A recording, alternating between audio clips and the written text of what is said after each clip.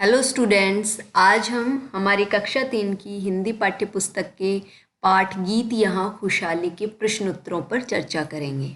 सबसे पहले आता है उच्चारण के लिए।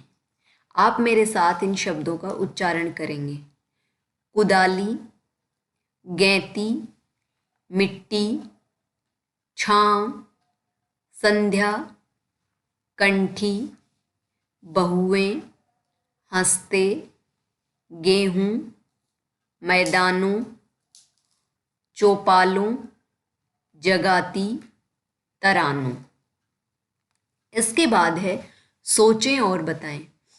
प्रश्न 1, युग युग से हम किसके उपासक रहे हैं? इसका उत्तर है युग युग से हम गैंती और कुदाली के उपासक रहे हैं। प्रश्न 2, आसमान में किस किस के दर्शन होते हैं? इसका उत्तर है आसमान में इंद्रधनुष और संध्या की लाली के दर्शन होते हैं। प्रश्न 3, हम कौन कौन से उत्सव मनाते हैं? कविता के अनुसार हम होली और दिवाली उत्सव मनाते हैं। इसके बाद है लिखें। रिक्त स्थानों की पूर्ति करें। हमें यहाँ ये 4 शब्द दिए गए हैं और नीचे 4 ही रिक्त स्थान हैं। हमें इन रिक्त स्थानों में उपयुक्त शब्द लिखना है। कै है मिट्टी, महके, पांव तले, यहाँ महके आएगा। ख है दर्शन होते इंद्रधनुष के। ग है पर्वत पर से नदी उछलती। घ है मोती जैसे दाने हंसते। इसके बाद आता है प्रश्न 2, इंद्रधनुष के दर्शन कब होते हैं? जब सूर्य की किरणें बारिश के बाद जब सूर्य की किरणें बादलों से टकराती हैं तो आकाश में एक रंग बिरंगी आकृति, धनुषाकार आकृति दिखाई देती है, जिसे इंद्रधनुष कहते हैं। तो बारिश के बाद और सूर्य जब निकला हुआ हो तो हमें दिन में इंद्रधनुष के दर्शन होते हैं। प्रश्न 3, किसान का पसीना कब बहता है? जब किसान खेत में बैलों के साथ साथ और हल चलाता है तो तेज धूप में किसान का पसीना बहता है। प्रश्न 4, काली घटा छाने पर कौन कौन गीत गाने लगते हैं? इसका उत्तर है काली घटा छाने पर मोर, कोयल और पपीहे के साथ साथ कोकिल कंठी बहुएं गीत गाने लगती हैं।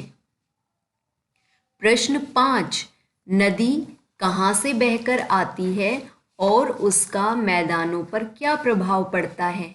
इसका उत्तर है नदी पर्वतों से बहकर आती है और उसकी वजह से मैदान उपजाऊ और हरे भरे हो जाते हैं। प्रश्न 6, गली गली में उत्सव कब मनाते हैं? तो इसका उत्तर है गली गली में उत्सव होली और दिवाली पर मनाते हैं। ठीक है, इसके बाद आती है भाषा की बात।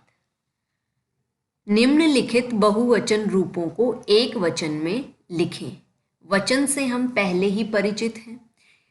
जब किसी संज्ञा शब्द के एक होने का पता चले तो वो एक वचन है, और अगर 2 या 2 से अधिक होने का हमें बोध हो तो वो संज्ञा शब्द बहुवचन कहलाता है।